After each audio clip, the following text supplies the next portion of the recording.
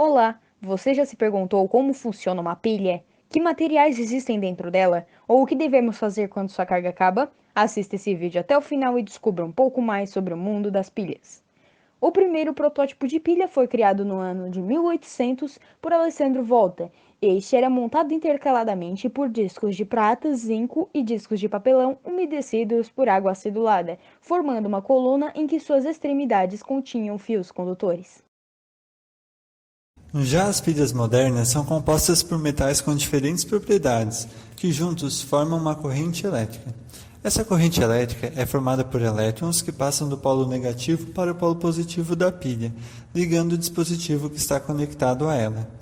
Este é o interior de uma pilha. Ela é formada por uma barra de grafite no centro da sua estrutura, que termina na parte saliente da pilha, ou polo positivo. Essa barra de grafite está em contato com substâncias de carga positiva em uma pasta formada por dióxido de manganês, cloreto de zinco, cloreto de amônio e carvão em pó. Já do outro lado, temos uma placa de zinco metálico, formando o polo negativo. Este zinco sofre oxidação, perdendo elétrons e virando Zn mais 2. O movimento dos elétrons cedidos pelo zinco em direção à carga positiva da pilha gera corrente elétrica. Essa corrente elétrica, quando ligada a um equipamento como uma lâmpada, por exemplo, faz a mesma acender. A diferença entre pilhas e baterias é que uma pilha possui somente um polo positivo e um polo negativo.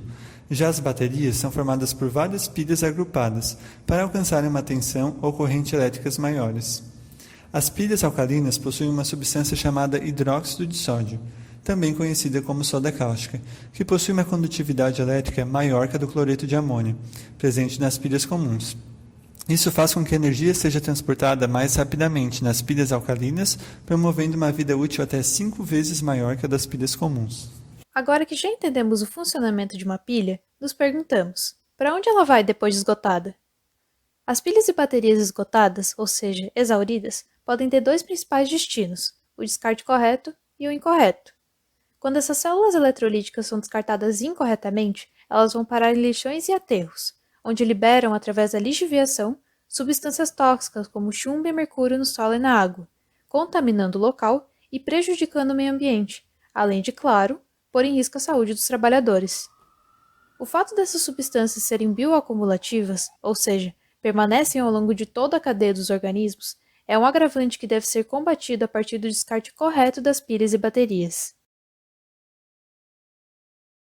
Mas como fazer o descarte correto e no que isso implica? O Ministério do Meio Ambiente, juntamente ao CONAMA, Conselho Nacional do Meio Ambiente, criou a Resolução número 401, a qual indica como as pilhas e baterias devem ser descartadas, além de fazer o controle da quantidade de metais pesados permitidos em cada tipo de célula eletrolítica. Segundo esse documento, pilhas e baterias consumidas pela população, de uso doméstico, devem ser encaminhadas para os próprios estabelecimentos que fazem seu comércio, ou para locais de coletas especializados, para depois serem encaminhados para empresas de separação e reciclagem, tudo isso de maneira ambientalmente correta. No entanto, existem dois grandes problemas que afetam a coleta dessas pilhas e, consequentemente, a reciclagem delas. O primeiro é o custo logístico do envio desses materiais às indústrias de separação e reciclagem, e o segundo é a desinformação da população sobre as leis que suportam todo o caminho das células eletrolíticas. Apesar dos desafios, essa logística reversa é uma grande aposta para avançarmos como uma nação mais ambientalmente correta.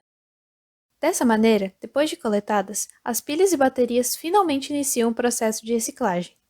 Desde a década de 80, estudiosos desenvolvem as rotas de reciclagem buscando a maior eficiência possível, dado que o processo é caro e facilmente pode prejudicar o meio ambiente. A reciclagem é feita conforme o modelo de pilha ou bateria. O tipo mais comum é o tratamento metalúrgico, utilizado principalmente na reciclagem de pilhas domésticas, alcalinas e comuns. Ele é dividido em duas grandes partes. A parte mineralúrgica normalmente acontece antes da reciclagem em si. Serve para separar os metais conforme algumas propriedades, como densidade e condutividade, para que depois passem para a rota hidrometalúrgica ou pirometalúrgica. Nesse estágio, os materiais que não podem ser reaproveitados, como plásticos, seguem para indústrias especializadas. Na rota hidrometalúrgica, a reciclagem é feita através de um processo chamado lixiviação, que pode ser feito com ácidos como o ácido sulfúrico, o qual, por meio de inúmeros processos, tem o poder de separar os metais desejados. Já na rota pirometalúrgica, a purificação e a formação de ligas com os metais constituintes das pilhas é feita através do aquecimento baseado no ponto de fusão de cada um deles. Assim, o resultado final de cada uma dessas duas rotas é a recuperação de metais como zinco, cádmio, magnésio, níquel, ferro e chumbo, além de óxidos metálicos e sais, que podem ser empregados posteriormente em outros processos. Mas como as pilhas se encaixam na nossa sociedade? As pilhas e baterias são itens constantemente utilizados pelos indivíduos da atualidade. Isso se dá porque esses materiais estão presentes em celulares, controles e utensílios desligados de outras fontes de energia. Mas assim como toda coisa boa, há portanto sua outra face. Esses materiais de grande valia para a sociedade são alvos de consumo excessivo. Segundo estudo da BNE, de acordo com o CONT 2016, são produzidas 800 milhões de pilhas e 17 milhões de baterias por ano, sendo 80% de pilhas secas, zinco e carbono, e 20% de pilhas alcalinas. Logo, como estas são prejudiciais à saúde, tem-se aqui uma preocupação: o prejuízo ao meio ambiente e ao bem-estar dos indivíduos. Sabendo disso, torna-se necessária a busca de formas de evitar grandes impactos vindos das pilhas e baterias. Dessa necessidade que se trazem projetos governamentais e estudantis que tentam conscientizar as pessoas através da educação ambiental.